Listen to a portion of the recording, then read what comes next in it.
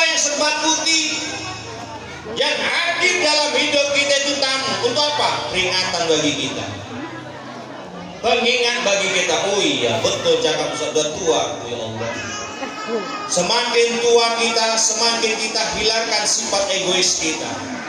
Semakin tua kita, semakin kita menundukkan diri kita kepada Allah. Perbanyaklah kita beribadah. Ini banyak orang tua-tua keladi. Makin tua makin jadi, bukan makin tua tak tahu diri, tahu. Allah udah tua ya Allah, tapi jauh dari Allah Subhanahu wa Ta'ala. Itulah maksud yang disebutkan azan panggilan sholat tuh hayalah sholat, yang dipanggil oleh Allah itu Bapak Ibu bukan fisiknya, tapi yang dipanggil oleh Allah imannya. Kita Bapak Ibu mohon maaf ya, kalau mendengarkan orang kabar berita duka cita Pak, meninggal dunia.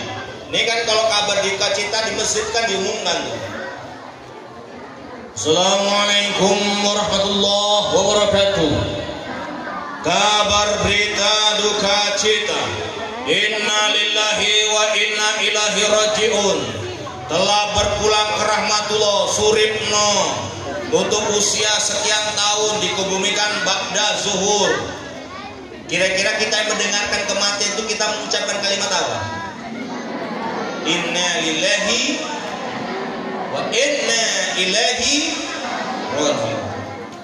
Sungguh dari Allah akan kembali kepada Allah Subhanahu wa Ta'ala. Pertanyaannya, kalimat inna lillahi wa inna ilaihi raji'un yang kita ucapkan itu untuk orang yang hidup atau orang yang mati?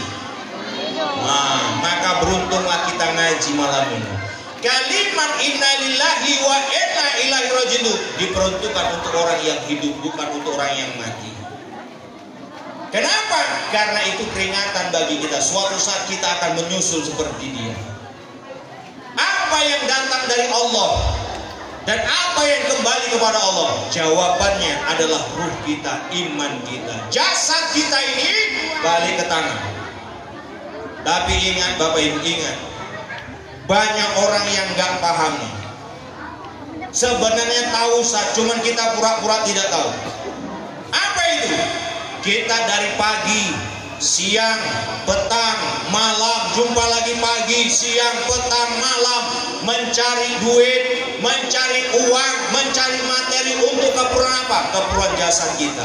Setelah kita dapat uang, maka kita beli rumah. Setelah kita dapat uang, maka kita beli kendaraan. Setelah dapat uang, kita beli makanan, pakaian, perhiasan, tanah, rumah sewa, dan sebagainya. Ingat Bapak Ibu, begitu Ibu Bapak mati, jasad Bapak Ibu itu tidak akan memiliki apa yang Ibu kerjakan itu tadi.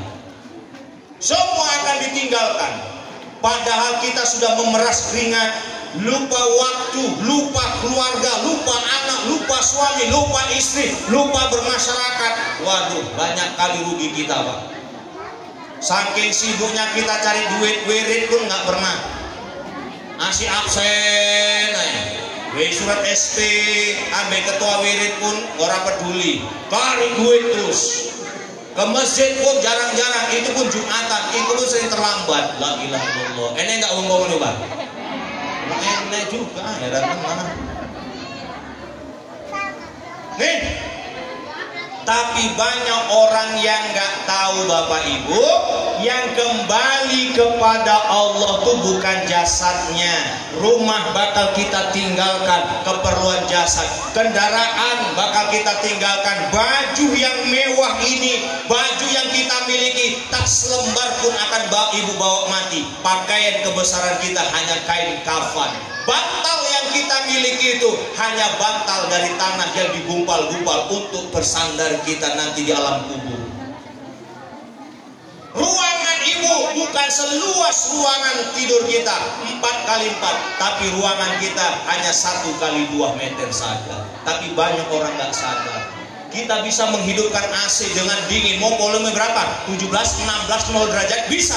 Tapi nanti di dalam kubur tak ada AC yang ibu beli itu. Walaupun ibu berkeringat-keringat, bapak mencicilnya itu susah payah mencarinya. Semuanya hilang untuk kebutuhan jasad kita.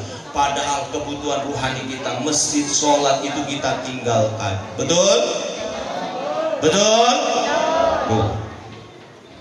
Itulah kalimat inna lillahi wa inna ilaihi raji'un.